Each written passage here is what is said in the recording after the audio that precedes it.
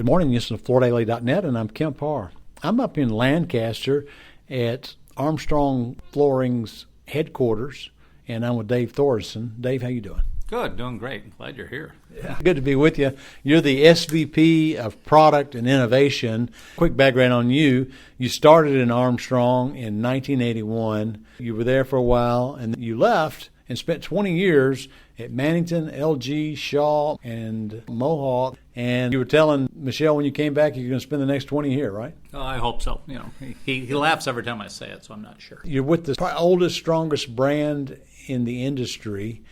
And let's talk first about your headquarters. Beautiful place here. It reminds me of both Shaw's Create Center and Interface's Base Camp because it's open environment, a lot of glass, a lot of natural light, and you're going for WELL certification, right? Yes, I'm really excited about the new campus here because it's been underway for a while. We moved in about a month and a half ago, and everyone's very excited. The excitement really is back amongst the employees here at Armstrong, so we're just happy to be settled in one place and really have it be our place. So you got a little help from the outside. Interior design, you use Spiesel, and of course some of your own interior people, and it looks like most of the furniture is Herman Miller, right? Mm-hmm. Yeah, everyone really kind of chipped in, did a great job for us as far as providing options and meeting timelines and everything. So we're very excited about all the new relationships we've set up here. Any idea how many people work in this location? I'd say over the couple of buildings, we'll have almost 400, between the two of them, and then we have our tech center down the road as well. So that probably throws into it. Most people know you're a publicly traded company, and cutting overhead is a key factor, and moving off that ancient Armstrong headquarters has been good for the bottom line, hasn't it? Without a doubt. I mean, we looked at paying rent in that place. It's just really not something that was conducive. It was far too big for our needs. It was a campus of almost 600 acres at one time. We just didn't need that type of space really to operate one business out of. Maybe it made sense back in the day when the economy and both businesses together made sense, but right now it doesn't for us to be there. So, people who know you well, Dave, know that as you've come through these other companies and then back over here, you've been kind of the master of knowing where to source products and how to develop products, and you've given a big boost to each company as you came along. Now you're back over here where you started. Your focus is resilient. You have VCT, all different types of LVT and sheet. And your role is to not only have great-looking product, but also the most innovative, right? Yes, and one of the great things about being back here, I'm not the only guy who understands resilient in any of these buildings.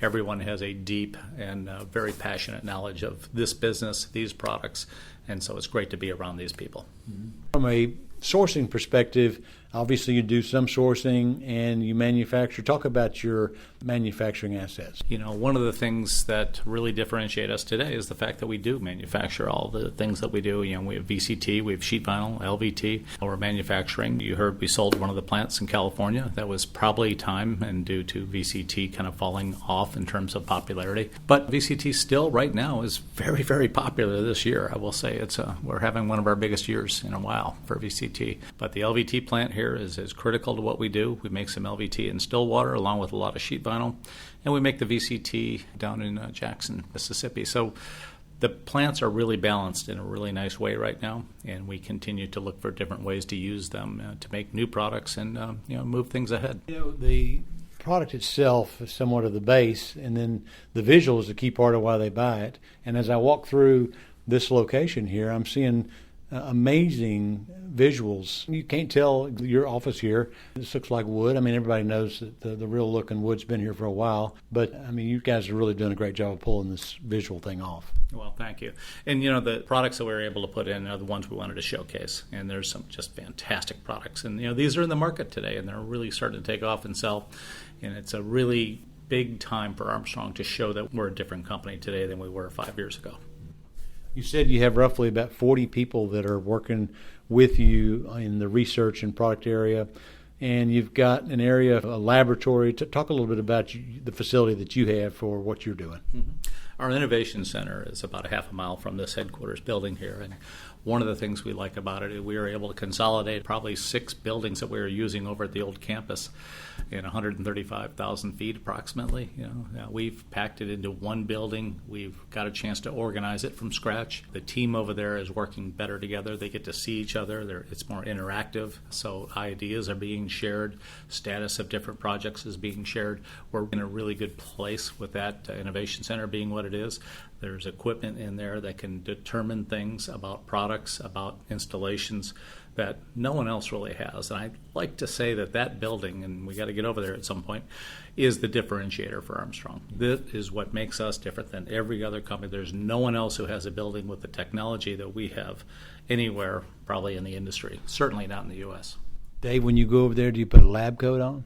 No, I do not. But when I walk through the lab, I do get a double take. So let's talk about where you're headed. Obviously, you've gone through some segmentation changes. You've got categories that are going direct and categories that are going through distribution. What does the future hold for you guys?